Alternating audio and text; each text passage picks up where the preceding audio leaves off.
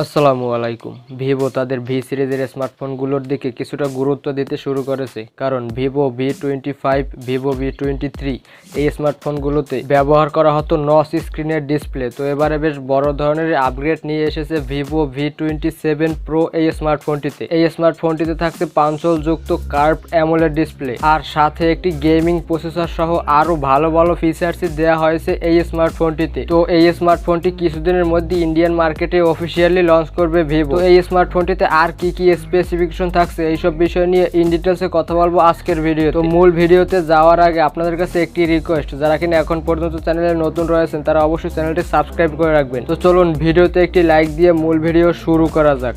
ফার্স্টে যদি এই স্মার্টফোনটির ডিজাইন নিয়ে কথা বলি, তাহলে ভিভো V27 Pro এই স্মার্টফোনটির ব্যাক প্যানেলে ব্যবহার করা হয়েছে ফ্লোরাইট এজি গ্লাস, যার ফলে ফোনটির ব্যাক প্যানেলের কালার সানলাইটে গেলে অনেকটাই চেঞ্জ হয়ে যায়। আর সেই সঙ্গে ফোনটির ব্যাক প্যানেল এবং ফ্রন্ট প্যানেল দুই দিকে কার্ভ হওয়ায় বেশ ভালোই হ্যান্ডফিল পাওয়া যাবে এই স্মার্টফোনটি থেকে। ফোনটিতে ডিসপ্লে হিসেবে থাকছে 6.78 ইঞ্চির একটি 120 হার্জের অ্যামোলেড ডিসপ্লে, যার রেজুলেশন 1080x2400 পিক্সেল। আর যেহেতু এটা একটি কার্ভ অ্যামোলেড ডিসপ্লে, সেহেতু যারা কিনা কার্ভ ডিসপ্লে পছন্দ করে থাকেন তাদের জন্য বেস্ট ফোন হতে পারে এই স্মার্টফোন। যেহেতু এটা একটি অ্যামোলেড ডিসপ্লে, সেহেতু কন্টেন্ট ওয়াচিং এ তো অনেকটা ভালো এক্সপিরিয়েন্স পাওয়া যাবে, সাথে 120 হার্জের রিফ্রেশ রেটটা হওয়ায় রেগুলার ইউসেজ থেকে শুরু করে সোশ্যাল মিডিয়া ব্রাউজিং এ অনেকটাই ভালো এক্সপিরিয়েন্স পাওয়া যাবে এই ডিসপ্লেটি থেকে। আর ডিসপ্লেতে 388 PPI হওয়ায় কন্টেন্ট ওয়াচিং এ তো কোনো শার্পনেসের ঘাটতি পাওয়া যাবে না, সাথে অনেকটাই ভিভিড কালার পাওয়া যাবে এই ডিসপ্লেটি থেকে। তো এবারে ভিভো একটি গেম চেঞ্জিং বিষয় নিয়ে এসেছে ভিভো V27 Pro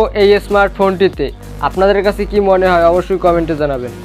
এবারে এই স্মার্টফোনটির ক্যামেরা নিয়ে বলতে গেলে, ফোনটির ব্যাক প্যানেলে ব্যবহার করা হবে ট্রিপল ক্যামেরা সেটআপ, যার মেইন সেন্সর হিসাবে থাকবে 50 মেগাপিক্সেলের ক্যামেরা, 2 মেগাপিক্সেলের একটি আলট্রাওয়াইড সেন্সর এবং 2 মেগাপিক্সেলের একটি ম্যাক্রো সেন্সর।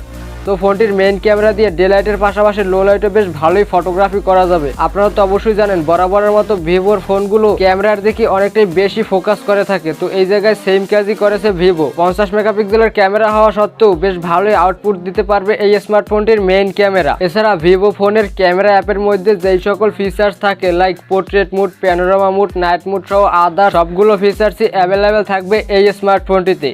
ফোনটির মেইন ক্যামেরা দিয়ে সর্বোচ্চ ভিডিও রেকর্ড করা যাবে 4K 30 FPS এ।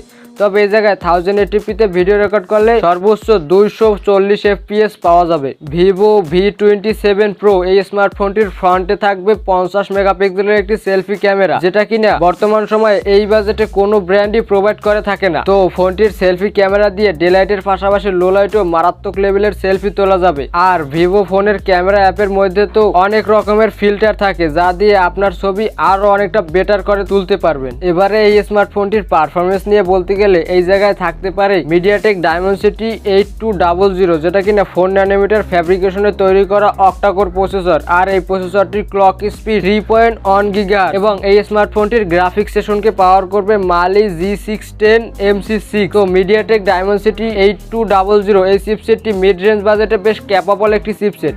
এই চিপসেটটি দ্বারা গেমিং এর কথা বলতে গেলে free fire, PUBG, asphalt 9, call of duty সহ আদার্স হাই এন্ডের গেমগুলো অনায়াসে রান করা যাবে কোনো প্রকার সমস্যা ছাড়াই। আর যেহেতু এ জায়গায় একটি ভালো ডিসপ্লে দেওয়া হয়েছে, সেহেতু এর গ্রাফিক্সও অনেকটাই বেটার পাওয়া যাবে। আর যারা কিনা একদম প্রচুর মাল্টিটাস্কিং করবেন তাদের জন্য থাকছে 8GB র্যাম এবং 12GB র্যামের সাপোর্ট, সাথে থাকছে 128GB এবং 256GB স্টোরেজ। তো এই জায়গায় ভার্চুয়াল র্যামের মাধ্যমে আরো 8GB র্যাম এক্সপেন্ড করা যাবে। তো টোটাল বলা যায় প্রায় 20GB র্যাম থাকছে এই স্মার্টফোনটিতে। যদিও ভার্চুয়াল র্যামের তেমন কোনো কাজই নেই, তবে এই স্মার্টফোনটির পারফরমেন্স সেগমেন্টে আমার কাছে বেশ ভালোই মনে হয়েছে Mediatek Dimensity 8200, যেটা কিনা এই বাজেটে একটি পাওয়ারফুল প্রসেসরই বলা যায়। তবে এই জায়গায় স্ন্যাপড্রাগনের প্রসেসর দিলে আরো কিছুটা ভালো হতো,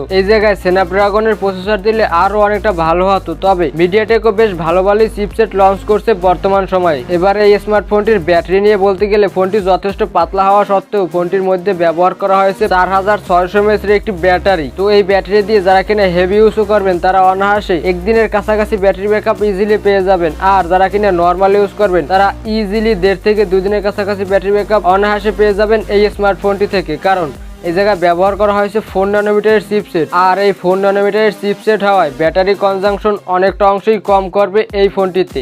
আর এই ব্যাটারিকে চার্জ করার জন্য থাকছে 66 ওয়াটের একটি সুপার ফাস্ট চার্জার, এই চার্জারটি দিয়ে 50% চার্জ মাত্র 19 মিনিটের মধ্যে করা যাবে, আর 100% চার্জ করতে 40 থেকে 45 মিনিটের মতো সময় লাগতে পারে। তো এর ব্যাটারি ও চার্জারের কম্বিনেশনটা আমার কাছে বেশ ভালোই মনে হয়েছে। তো এই স্মার্টফোনটি কিছুদিনের মধ্যেই ইন্ডিয়ান মার্কেটে অফিসিয়ালি লঞ্চ করবে ভিভো। তো বাংলাদেশে যদি এই স্মার্টফোনটি অফিসিয়ালি আসে তাহলে 40,000 টাকার উপরেই দাম হবে এই স্মার্টফোনটির। তো এই ছিল ভিভো V27 Pro এই স্মার্টফোনটির স্পেসিফিকেশন।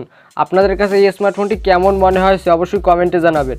সো এই ছিল আজকের ভিডিও। আমার ভিডিও যদি আপনার কাছে ইনফরমেটিভ অ্যান্ড হেল্পফুল মনে হয়ে থাকে তাহলে ভিডিওতে একটি লাইক দিয়ে চ্যানেলটি সাবস্ক্রাইব করে রাখবেন। আজকের মতো বিদায় নিচ্ছি। টিল দেন, আল্লাহ হাফেজ।